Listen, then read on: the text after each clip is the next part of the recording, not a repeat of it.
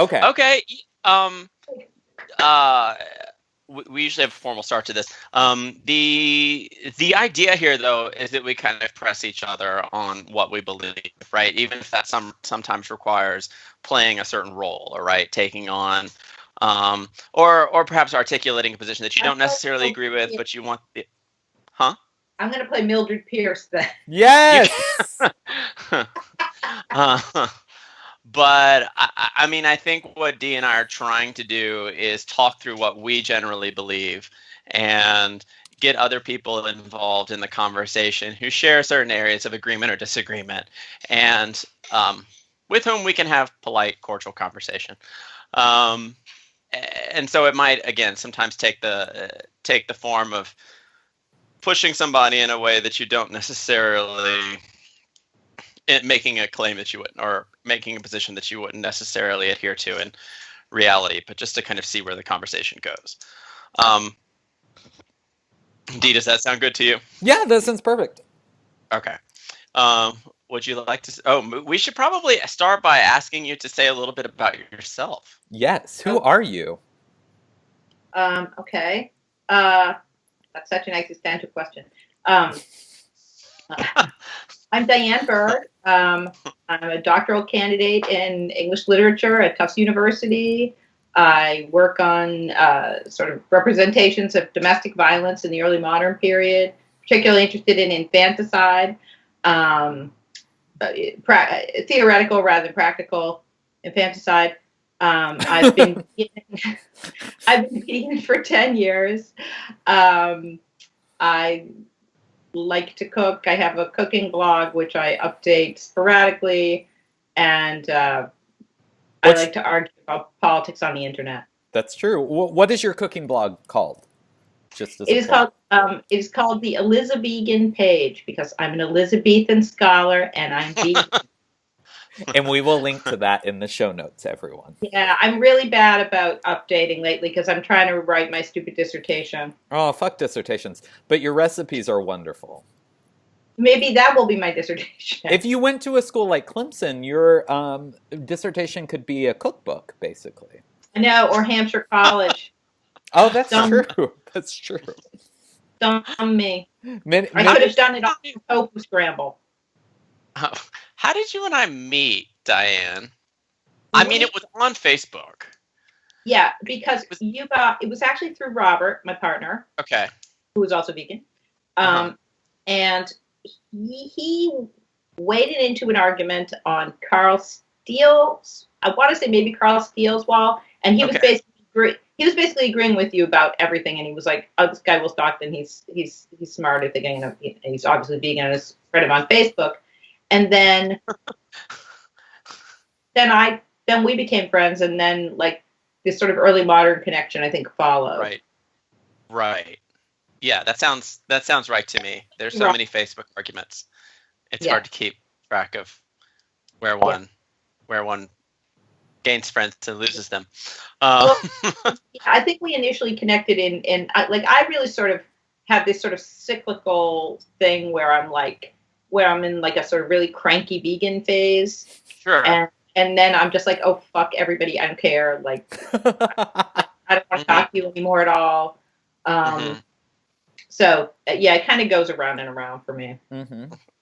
Yeah, I mean, I think that's one of the things I enjoy most about you in your cranky vegan phases, that you are willing to have these debates, especially on social media, where it is very rare to change people's minds in the context of that forum, but I don't think it never happens.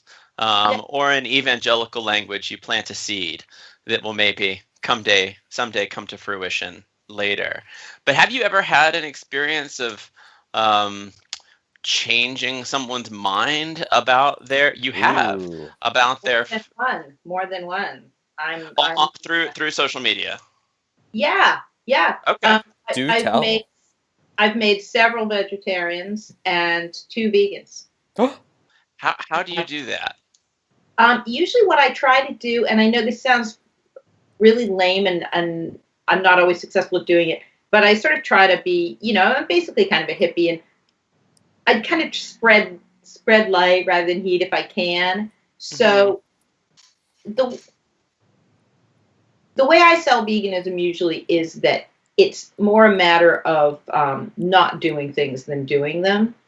Because basically I'm really a lazy person, and I can't deal with the mental gymnastics it would take to like find the animal products I could justify eating and feel okay with, and like, oh, but I can eat this, but I can't eat that. I can eat that if it's here or whatever. And I feel like this is something that tortures a lot of people nowadays. You know, and everybody isn't going to be vegan. I mean, we would like that, but we know that's not going to happen.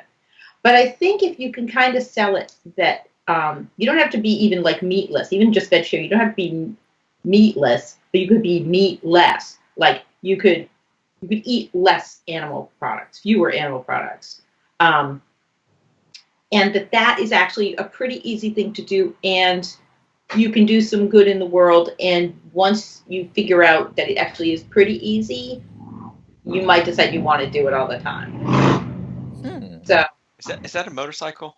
It is going by my house. Actually, I'm riding a motorcycle. She lives in. She lives in. Oh well, I shouldn't say where you live, actually, but.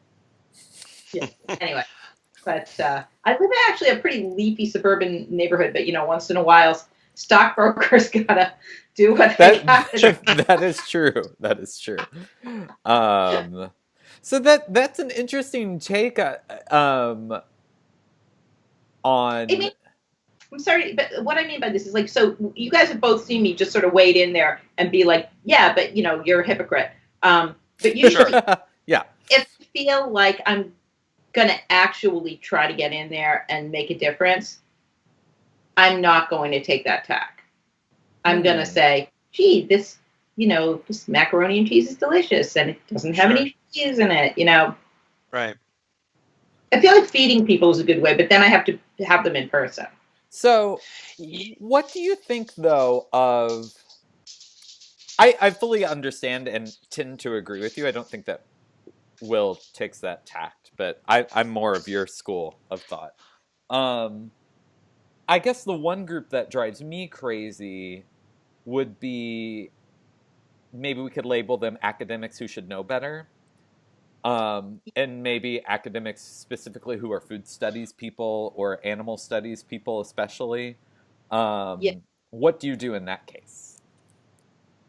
That's really hard. And, you know, it's funny because now my partner is, as you know, a medievalist, and he has turned to animal studies just in the past few years. He's trained as an Anglo-Saxonist, and he became really interested in the animal studies stuff, you know, not just because he's vegan, but not because of that either. And so he's fine. He's looking at these riddles, and I feel like the work he's trying to do right now is going to be really interesting because he's very much bringing his ethical sensibility to the work. Whereas one of the things that makes me crazy and why I can't do animal studies, because I would just be getting into fights all the time. Sure. But like when I've audited seminars at various conferences that shall remain nameless, I have found myself, you know, getting kind of stroppy because I feel like you can theorize this stuff out of existence. Yeah. And like, that's what we do is we theorize things, right? We're critical thinkers, where we try to analyze. We use our critical training and apparatus as a way to grapple with things. But sometimes a horse is a horse.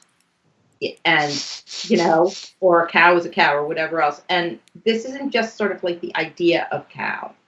And I feel like if you're going to talk about this stuff, you have to grapple with the reality that like animals have subjectivity. They're not just... Okay, all right. So I actually thought about this recently and was able to kind of articulate it. I feel like animal studies people run the risk of exploiting animals in a whole new special way if don't grant them subjectivity. So animals are exploited in all kinds of ways in our culture, right? I mean, you know, we eat them, we wear them, we use them for all kinds of things. And that's like their body. But now this is like a way of even sort of using them conceptually as a as a way to sort of like appropriating them yet again for some kind of use that we can make of them, once again centering ourselves. Does that make sense? Yeah. Yeah, but I take the standard kind of response to that argument, and we'll just characterize it maybe tenuously as the animal studies response, is that particular objection assumes a notion of subjectivity that is particularly humanist and ends up projecting it onto a wide variety of different species. So sure, a cow is a cow, but a cow is not a human. And so a cow probably, to the extent that a cow has an experience of self, that experience of self is probably inaccessible at the end of the day to myself or yourself, right? This is some version of Thomas Nagel's what's it like to be a bat argument. It's not something that you and I can just assume exists. And in fact, from what we know about, animal science, cows, chickens, pigs have very different understandings of the world around them, and next to no sense of futurity, right, or goal setting that humans use to justify, for instance, the prohibition of murder, right?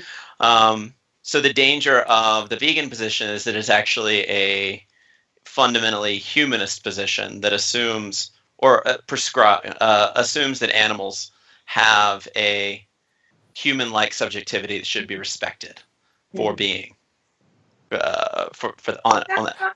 I mean, that's what I think. I mean, I feel like, okay, we all live with animals, right? I mean, even animals that are sort of, we think of as being sort of wired to want to be our companions, like our dogs, all dog people. But of course, the dog's experience is still unknowable, and the dog is like the closest we're going to get, So I don't feel like I can presume to know what another animal's experience is. I just feel like they should get to do their thing, it's not an intellectual position. It's just really, it's like, I would have said this when I was 4 if I could have articulated it, just like let the cow do its cow thing. I mean, it's kind of how I like the object oriented stuff too, because it's like, I'm just going to leave the pine cone there. Like, let the pine cone do its pine cone thing. I don't need to bring it home and put it in a fucking bowl and spray paint it gold because it's Christmas. But if I let the cow do its cow thing on my many acres of pasture land until it reaches a certain predetermined age, and then it has a bad day at the slaughterhouse. I mean, have I really done any material harm to it? I mean, it's not like the cow was thinking, when I grow old and I'm sitting around the pasture with my grandchildren, and I will have accomplished X, Y, and Z in my life. I mean, no, the cow's thinking, this grass over here looks good. Number one, I don't know that. But number two, more importantly, I just, and now I'm going to do that thing that like omnivores always get mad at you. But like, so, my grandmother had a really nice life too, right? She had a great life. She lived to be 90, still living in her own flat, making her own tea, whatever. And one day I just went over there and I just slit her throat. She was happy right up until October 20th, whatever year. Well, I mean, I just think that's kind of, no. To return it to, I think, the theoretical terms, too, that you put us on, Will, the humanist perspective, I would say that any of us are well-versed enough in at least rudimentary disability studies to say that the idea of cognition on a like highly intellectual level does not equal on any level. I mean, I don't opioids. Right. Well, sure. But sure, but then you have people working within disability studies, not necessarily, Temple Grandin, right, who is very fluent in the discourse of autism and the challenges of being autistic, but who uses that not to advocate for veganism, but to design better slaughterhouses that make that last day of life less traumatic, right, by changing the sensory experience therein. And she's a hypocrite. She seems to think that she's like, well, no, I was going to say she seems to think she's sort of like Jack Kevorkian. But they haven't called her. Right. The animals haven't called her up. They're like, oh my God, end this. Right. No, and then they can't use the phone. Even if they could, they wouldn't be calling her because, she says like, oh, she presumes to understand their experience and help them to, a better death. But that presumes that the death has to happen. And like, I just can't get on board with the basic idea. Like, I don't care if they're slaughtered while lying on a waterbed, watching movies and God, I love waterbeds. Eating, well, whatever they like, whatever a cow would like, whatever a cow's idea of a luxury suite would be. Still am not on board with that. And, well, okay. It's shocking that, I mean, based on what you're saying, and I agree with you, Diane, this is what always shocks me, that more feminist theory people or more queer studies people or more disability studies people who all are so well versed on ideas of consent are not vegans, or at the very least vegetarians. I'm more willing than Will is, I think, to grant that slippery area as a bit of a gray area to me theoretically, but I think vegetarianism is a gateway drug to veganism anyway. Yeah. A lot of people can't just do that. Yeah, it was for me. Yeah. Right. Well, but the response there is that disabled people are not animals. Women are not animals. And so to presume that people in disability studies or people in women's studies should be vegans is to at least rhetorically perhaps flatten out the species difference. But we are animals, actually. Yeah, we are animals. I mean, I've had 3 kids. I'll tell you right now, I'm a fucking animal. No, I am. I've incubated them. I've shoved them out. I fed them from my body. Like, like nothing puts you more in touch with the fact that you are indeed, not very different. Yeah. Okay. Well, what would you say to the argument that, and this is the one that comes at me quite a lot, that I'm always trying to figure out how to negotiate, that veganism is essentially elitism. And if you push on that a little bit further, it's white liberal elitism.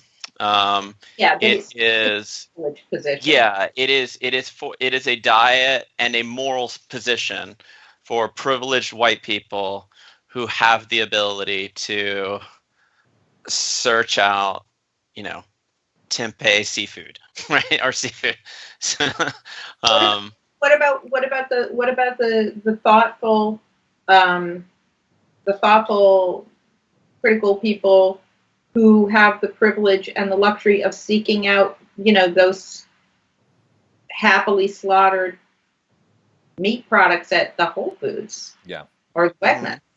Because a lot of those are people who you're going to be arguing with. I'm not going to argue with somebody who's like living at subsistence level, or even somebody who doesn't think about these things. And I know those people who are just like, me like meat good. And I'm like, okay, fine. We don't have anything to talk about, Sure. Right.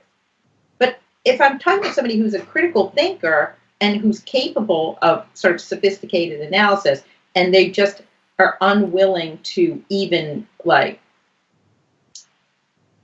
what's the word I want?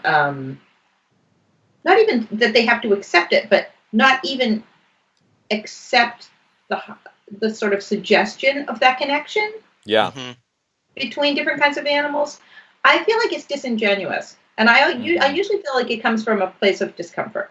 And if it's typically scholars, which for the 3 of us would be, who are usually saying that it's a white elitist sport, veganism.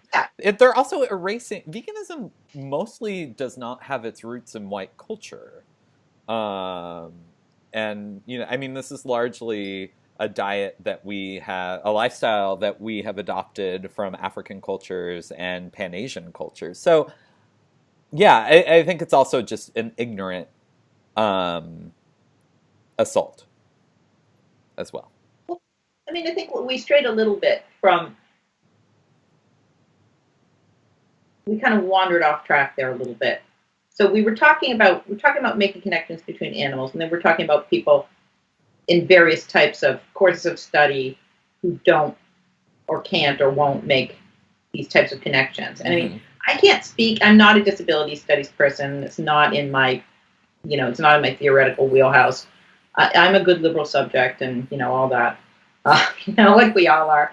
But I am a feminist, and for me, that was the thing that pushed me from vegetarianism to veganism, because like dairy and eggs are like profoundly anti-feminist.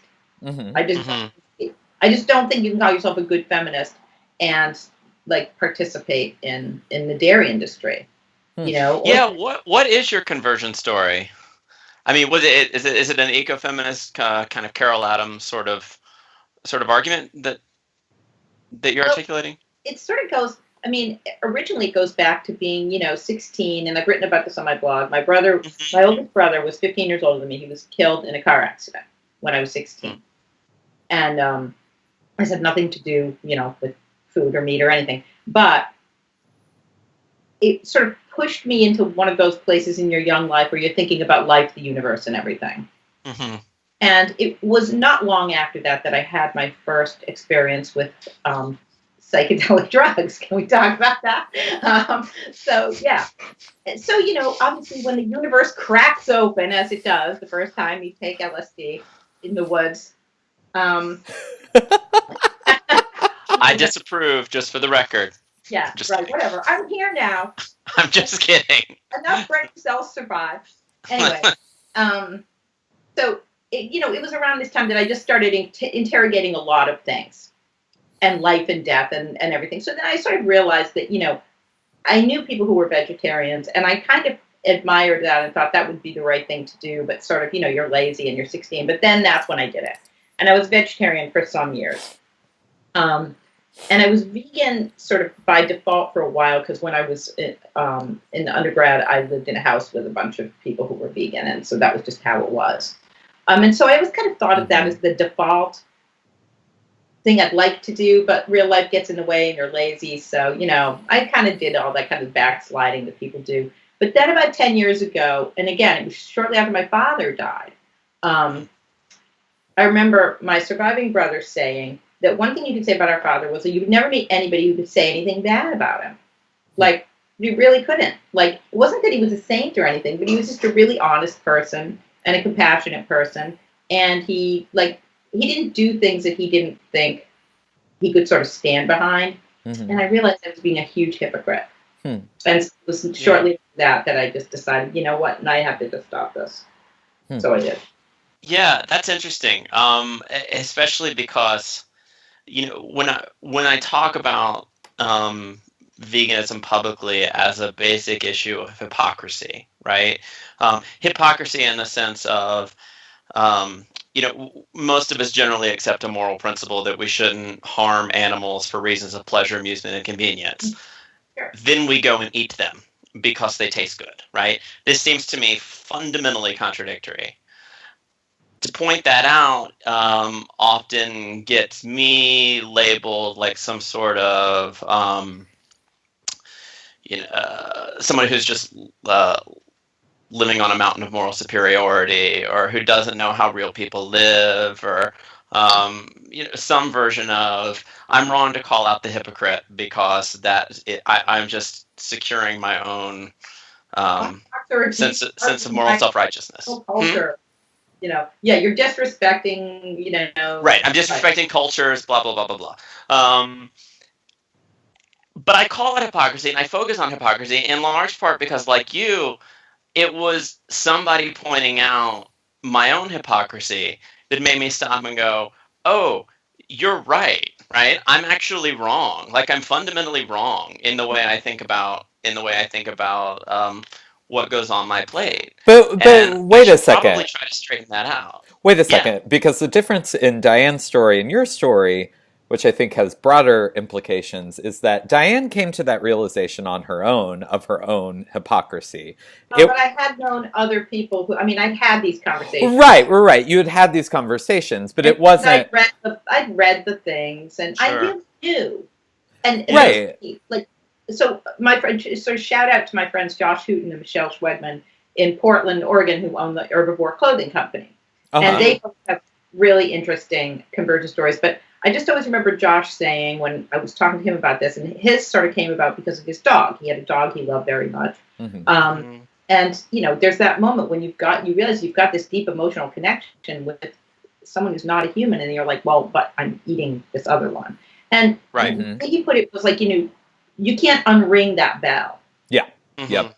You know, you can basically put your hands over your ears and say, I'm not going to listen to the bell anymore because I love cheeseburgers so much. But you heard the bell ring. Right. Yeah. And at that point, to me, it's kind of more work to keep my fingers in my ears than to just say, I'm not going to do that. Yeah, no, that's fair. And I mean, the only reason I dwell on the hypocrisy issue is simply because I'm always looking for, I feel like I'm one of the rare people who was convicted of his own hypocrisy. And then when I try to do some version of the same to other people, I'm told nobody is convinced by anything by being told they're a hypocrite, to which I only want to say, like, I was. Like, I'm the person that supposedly doesn't exist. And I'm probably in the extreme minority of cases. So I'm always on the lookout, and this is one thing I admire so much about your public engagements, of how to actually, to keep using evangelical language, plant the seed of veganism without sounding like a moralistic shrill. And that's hard for me. That's genuinely hard for me, because I think that most people are reprehensible hypocrites on this issue. People, I feel like it's funny. I mean, I think some people are reprehensible hypocrites, no question. But I really do feel that for a lot of people, this comes from a place of real pain. And I mean, on the one hand, I could say, so, you know, I'm lucky. You know, you don't hear the rants at home. Like, you know, you see for every online thoughtful engagement, I'm in the kitchen going, motherfucker, I can't even believe I get really upset about this because I dumped that on Robert in the kitchen while I'm, you know, chopping vegetables. So I'm just like swilling gin, you know, so I take that out to my partner. Yeah. You know, but the thing is that I do feel that for a lot of people, this stuff comes from a place of genuine pain and conflict and discomfort. Like, my own sister will never become a vegetarian, even though she loves animals as much as anybody I know. And she knows this and will say, I know I should. I know I'm wrong. I can't think about it. I won't think about it.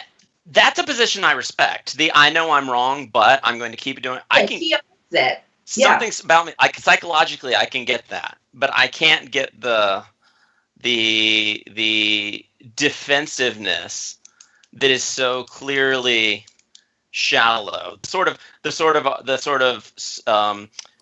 dressing up of omnivorism in terms of cultural differences, or veganism becomes a form of racism. Like, I just don't.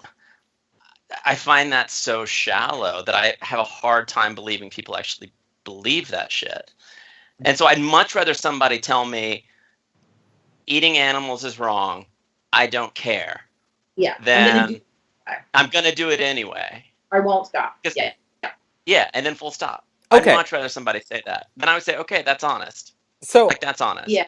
But if you're going to tell me, like, your grandmama cooked pork for you, and so now, you know, it's really important for you to slaughter pigs. No, Jonathan Franzen. that doesn't make any fucking sense.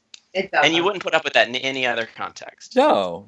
That's like my great grandpappy owned slaves, and like, so, you know, yes, family, you know, right.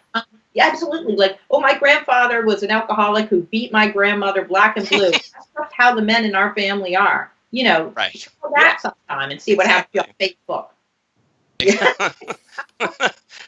Okay, so I have to make new Facebook friends. That probably would fly in some corners. Exactly. It would That's certainly, probably with extended members of both Will and I's families,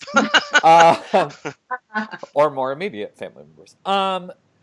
So I have a question based on this, because I find this really interesting that so the two of you're on top of each other on my screen, so that's what I'm doing now.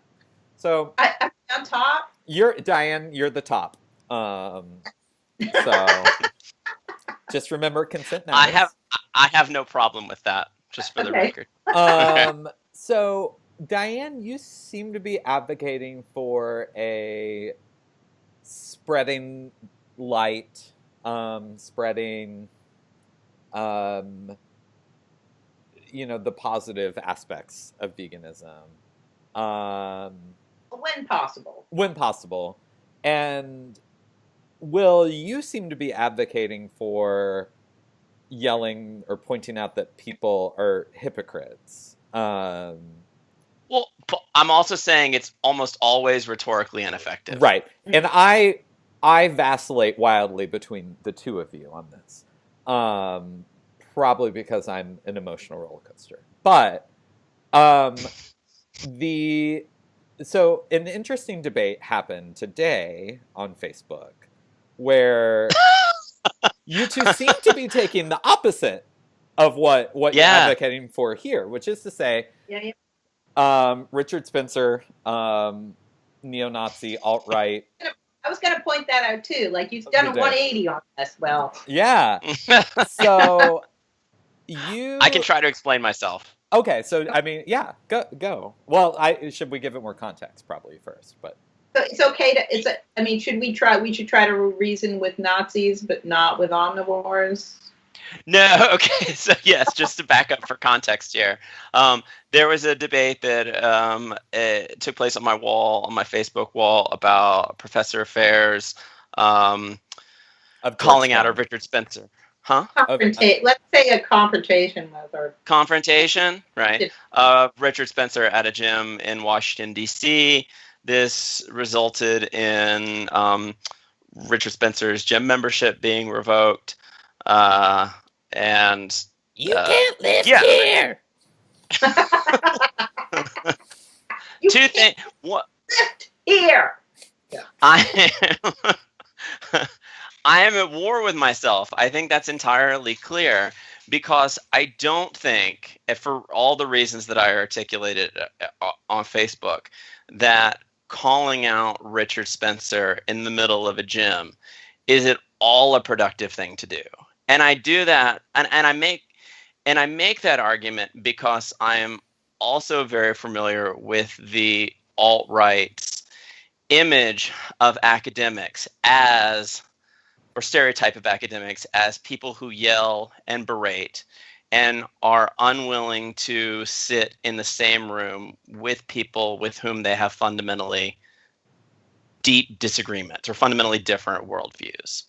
So my concern about Professor Fair's actions, which I subsequently confirmed just by going to altright.com, which is not something I suggest you do, but you can if you want to, is that she essentially she just bolstered Spencer's image among the alt-right as someone who is abused by academia. Mm-hmm. That's yeah, but and just kind of threw red meat to the base. So my emotional sympathies are probably with Professor Fair, right? I mean, you see somebody who is a public face of grotesque racism and you want to call them out. Emotionally, I get that. In terms, and that's where my instincts lie with veganism too. But in terms of productive rhetorical engagement, I also think it's probably a bad idea. And it's probably a bad idea, especially in the case of, it's probably a bad idea to berate omnivores, largely because most of them already perceive vegans as shrill moralists. And so one just feeds into that image. And haters of pleasure. Haters of pleasure. And look, I've been there. Others. Guilty as charged. I mean, guilty as charged. If people want to call me a hypocrite for having publicly berated many meat eaters in the past and now taking this position, that's absolutely fine. I'm guilty of that.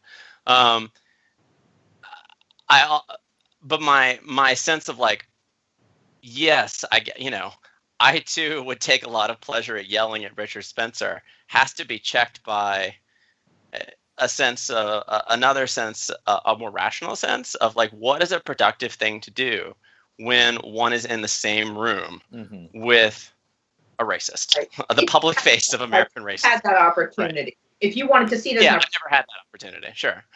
Yeah. I think, again, and this is what I pointed out in that conversation as well. I think that like two different things were going on there. I don't think that Professor Fair was interested in persuading him or changing his mind or getting him to see an opposite point of view. She basically said in so many words she basically just wanted to tell him off, and she did. Mm-hmm. She expected that she would be the one to be kicked out of the gym. She thought that she would be asked to leave. But she did it just because she saw him and she wanted to tell him off. And I mean, I personally, I am not that person. I don't go telling people off in public. Although, as I also said, if you set yourself up as the public face and voice of certain positions, then you need to not be shocked when people confront you about them. Yeah. So, I mean, if I'm not gonna. I have a dear friend whose mother is a Trump supporter. I'm blessed that I only know 4 people for sure that voted for Trump, and I'm only still in touch with one of them, and that's because I think she can be fixed. And so I have engaged. Oh, I have. She's a practicing Catholic.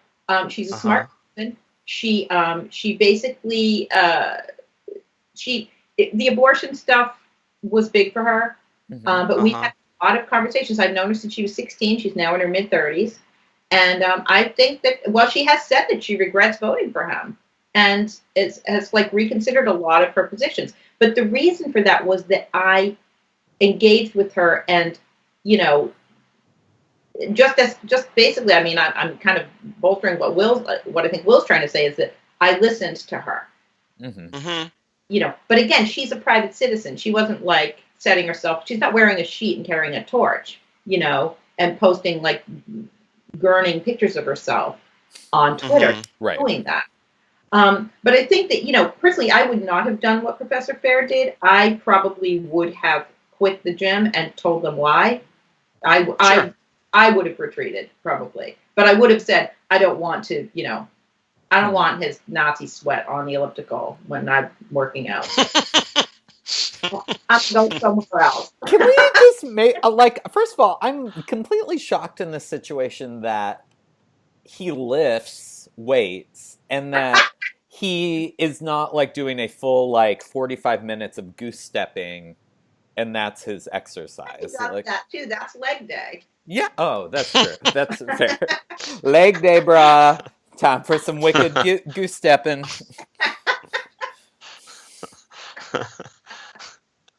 But anyway, but to Will's point, I agree. No, she absolutely reinforced the stereotypes that those people have of us. But you know what? I don't think anything is going to change that. I think that they, just like we have certain stereotypes too.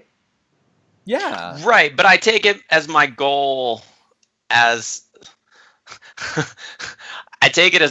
an intellectual is to try to have conversations with people and to get beyond those stereotypes. Yeah. I mean, it is a problem, and I think it's my problem if somebody only, to some extent, I mean, certainly some of it's defensive, but I think it's to some extent my problem if people perceive me as a shrill vegan, right? Mm-hmm. Who's only interested in walking around and morally condemning people. Again, I think a lot of that perception of me is entirely defensive, on their part, but it's incumbent upon me then to try to find some way to combat that through employing more productive rhetorical strategies. And that's what I'm trying to figure out when it comes to advocating for veganism. That's what was motivating my criticism of Professor Fair. At the end of the day, if it were me personally in that gym, I would like to think that I'd probably go try to talk to Richard Spencer, not yell at him. I already share a gym with people who have fundamentally abhorrent worldviews and are just spectacles of them, or just articulate them, not necessarily at CNN, but at church. And I try to talk with them. I mean, these are people who believe, queer kids need conversion therapy. These are people who I believe materially contribute to harming people's lives. But I don't think anything productive would come out of it by me berating them, by me just emotionally unleashing on them. And right. sometimes I have to check that impulse, sure. But I don't, again, I check it because I don't think that anything good would come out of that. Well, so then, but on the other hand, you said that you became vegan because someone pointed out to you. Yeah. I don't know if they did it shrilly. But not in a way. Yeah. That you were, or somehow it became apparent to you that you were being a hypocrite. Sure. And it was and just to clarify what that was, it was largely reading Gary Francione's work. I don't know if you know Gary France, who I think is just incredibly clear on He's brilliant. these issues, and manages to tie veganism to basic moral attitudes that we already have in ways that I found profoundly compelling and convicting. I was convicted of being a hypocrite in a fairly, along with most of my fellow along with most of humankind. I wasn't directly convicted. I wasn't told, Will Stockton, you're a fucking hypocrite. And if I was, if that had happened, it probably would have been a turnoff. Yeah. Yeah. So don't be a Nazi and don't eat animals. Two good rules. Like you're doing pretty well, if you. And to me, I find both those things equally easy to do or not do. Sure. Like I'm at least as likely to become a Nazi as I am to eat a cheeseburger at this point in my life. It's funny because people are like, "Oh, do people ever say to you like, well, do you miss it?" Oh yeah. Yeah. On a weekly basis. Yeah. Well, for one thing, like to me, it's gone like that. Like I don't think of that as being food anymore. Like here's my phone. Like I'm not going to eat this. You know what I mean? It's not right. So I mean, I understand that it is food, and other people see it as food, and they say yummy. But like to me, that's just I don't know. It's like any of the things that any of the food things I wouldn't have ever eaten. Yeah. Before, like kidneys or something. Right. Yeah. Yeah, I mean, I know where that question comes from, and I usually say like, I mean, for a couple of weeks I did, but it was just because of like emotional connections and smells and but that sort of thing. But once you kind of change your moral attitude towards the consumption of animals, right? The smell of bacon isn't going to lure you back. No. Well, it's when you realize that there's something more, and this is when I do sort of veer into being the sort of like patronizing bitch. Own it.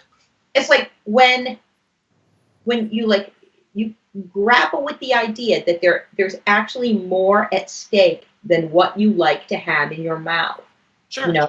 It's like I used to love I don't know, cheese sandwich, right? Yeah. Okay. I loved cheese. I did. I really liked cheese. But there's something bigger going on than the fact that I enjoy the taste of something in my mouth. I am not 2 years old. I can reason. I have the ability. Like, okay, human babies might be delicious, and everybody makes these jokes about me wanting to eat babies, which I'm not even sure where that started. But anyway.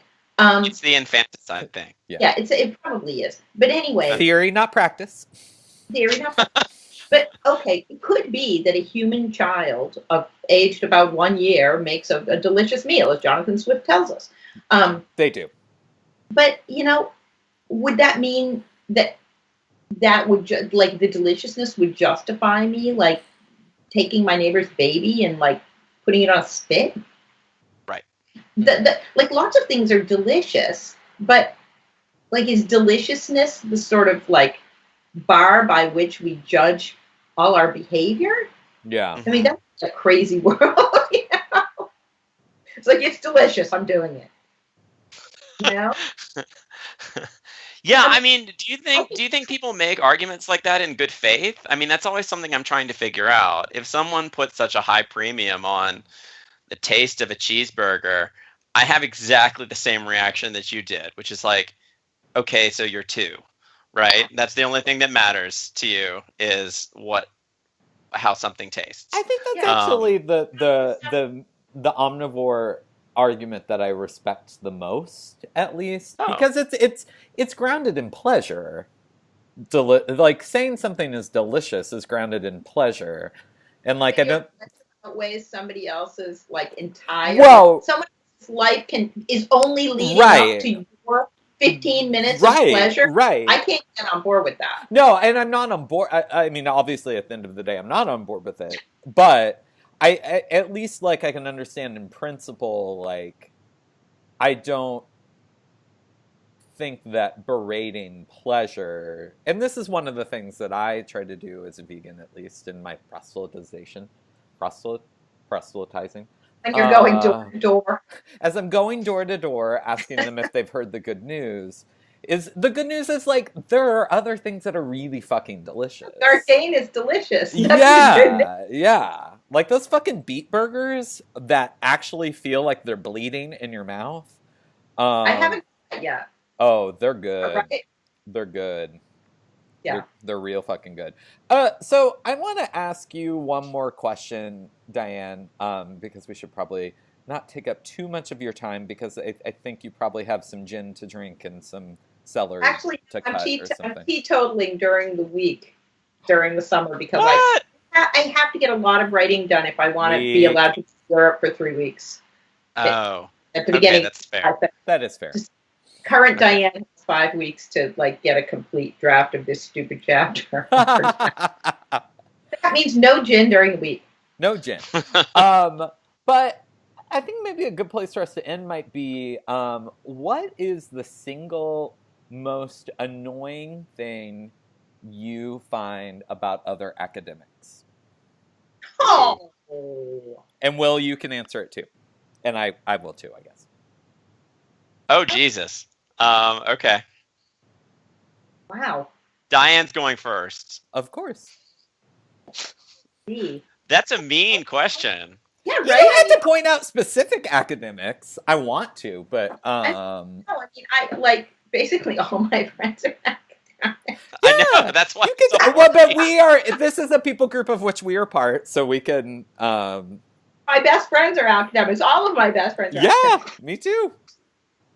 Gee, and I thought you were going to ask me the question about how, like, what's the point of being vegan if like we can't change the world, and so why don't we just like burn down an orphanage?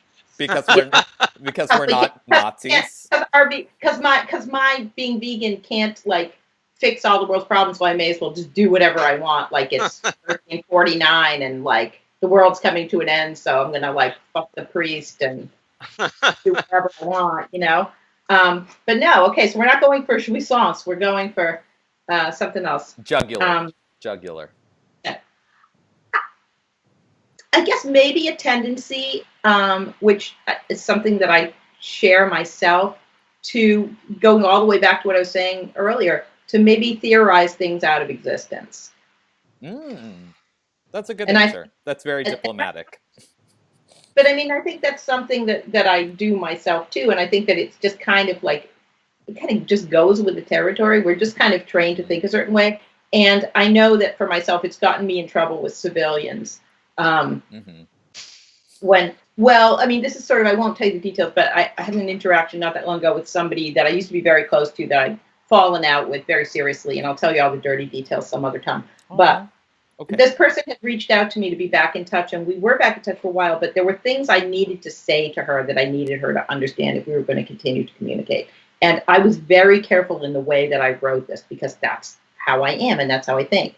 And she responded in what I felt was like an unconsidered way that didn't indicate that she had given a close reading to the text. And I kind of responded accordingly. And things didn't go so well because she wasn't writing a term paper that was being graded. She's just basically not as smart or articulate as me. So maybe she's not worth my time anyway. But that I think is something that can be kind of a minefield because we're used to a certain kind of discourse and it's not always appropriate. Mm-hmm. Well, yes, and to be fair, if you theorize infanticide out of existence, I think that's A-okay. Yeah. Mm-hmm. That's a good one. It's a good yeah. one. Will? Yeah. Think of, well, they're going to have jury selection for this Bella Bond story, and I'm going to be glued to the TV for that. Yes. What is the Bella Bond story? You haven't. So, no. There was a baby baby's corpse was found on a beach near Boston 2 years ago in the summer, and they couldn't identify it for like a couple of months, and then they finally did, and it turned out like the mother and her boyfriend were on drugs and stuff. It's a really ugly story. Just Google it. But the long story short, the boyfriend killed her because he decided she was a demon. Oh. And then he put her in a trash bag. Like, oh yeah. Put her in a trash bag. Kept her in the refrigerator for a while, as you do, and then threw her in the harbor. Anyway, the whole thing is coming out, but like that's what you do with demon babies. Well, the thing is that when this story broke, I was in the midst of writing a chapter about somebody who like had killed their children, and defense was just that the devil had been guiding her the whole time. And anyway, so demons, dead babies, what I do. It's your thing. So anyway. Oh, now we're laughing about this. That's horrible. You see what I mean? I just did exactly the thing I did.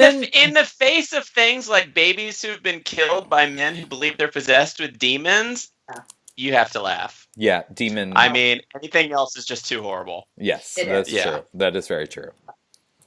So I'm going to skip answering Dee's question. Rude. No, I mean, I feel fairly convicted these days about my own behavior, and to get back to what we were talking about earlier, and to the stuff about Richard Spencer. I mean, I am increasingly convinced that academics who largely socialize with other academics, mostly on the left, are fairly protected from having to engage with other adults, not students, other adults who have fundamentally opposing worldviews. And it's just a bubble, right? Mm-hmm. Academia is its own kind of bubble. And the attitude that it tends to create is one of superiority, intellectual and moral superiority, and a tendency to look, for instance, at all Trump voters as deplorables, rather than to try to understand why they do what they do. Mm-hmm. House freezing knuckle draggers. Right. And so, yeah, I mean, I have certain opinions. I've recently developed certain opinions that certainly cut against the grain of most of my fellow academics. And to interact with some of my colleagues on those particular issues is to clearly have veered away from the terrain of allowable opinion, and not to simply have a different perspective on matters, but to be somehow in grave moral peril. And that kind of attitude, and I'm scrupulously avoiding specifics, is annoying as fuck. to answer your question, D, what's the most annoying things about academics? It's annoying as fuck. Yeah. Because you try to have a conversation with somebody, and you can't. It's very hard to have a conversation with somebody who considers you a moral reprobate, which throws me back onto the question of how to engage non-vegans. Mm-hmm. Hey, Will. Most of them are reprobates. I need you to sit down. I just need him to stop talking. Yes. Sit down. So yes, that's what's churning through my mind. Sweet. That's what's on the hamster wheel. Well, good job, everyone. This was good. This was great. What about you? I really like. Huh? Dee hasn't answered this question. Oh no, Dee hasn't answered this question. No. Oh, mine's easy and really nice try. minute. Yeah, that was. So I I hate when certain phrases from academia gain really widespread liberal application outside of academia. So Wait, that's non-responsive to the question. No, I'm gonna say no. So yes, I hate that academics have made the phrase "safe space," "triggered," and "self-care" 3 popular phrases. And I hate that we don't. I miss this. I miss Socrates, and I miss the Socratic method, and I think that. I said he's been dead for so long. You should be over it by now. I know. I have a long mourning period. Only for white men. Only for white men, though. My brother was a white man, and I've written quite extensively about him. I actually think, okay, so I will go out on a limb and say, even though I'm a proud member of the left, I think that the right's characterization of college students and academics as snowflakes is accurate. Often launched in a hypocritical way because many people, a la our president, are also snowflakes. But I miss the days of college as a time to toughen people up. And I would rather teach my students how to be aggressive for good in the world than to retreat. So, yeah. Down with snowflakes. Right. Melt the snow. Melt the snow. I think that Professor Fair would agree with you, Dee. I think she would. What does she teach, by the way? She teaches South Asian studies or something like that. Oh, is she? What? I wonder. Is she in their cultural studies department? I don't know. I heard this from somebody else. That's what she taught. Mm-hmm. So I have to look it up. But can I have 2 answers? Oh Jesus. Okay. More hate. Okay. So my other thing, the white male always wants a little more than everyone else. That is true. That is true. I'm going to cash in my privilege here and ask for another second on my own podcast. So I actually think that my largest annoyance in academics, with academics, is people. And I made a Facebook status the other day about this, but people who say Marx this, Marxism that, the workers this, I am one of the workers, and are very, very privileged people themselves. They're saying it from their second home. From their summer homes, exactly. Yeah. I say that right now from a cabin in Provincetown, Massachusetts. Because you're a huge hypocrite. Because I'm a huge hypocrite, and I hate myself. Well, you're not a Marxist, to be fair. I'm also not a Marxist. You don't have the moral conviction. Like George W. Bush, I believe in a compassionate capitalism. So, not really, but kind of. With a little bit of nation building. Darn it. Well, Dianne, this has been really wonderful, and thank you for talking to us. We love you. I love you. Absolutely. And you are one of our comrades. Yay! So I guess we're Marxists after all. I like the word comrade. In the vegan struggle. In the vegan struggle, which is real. So in the struggle not to eat my dogs. Exactly. Yeah. Don't do it. Well, I have to go eat my dog, speaking of which. So. All right. Well, thank you, guys. Thank you. Thank you. Have a good night. You too. Bye.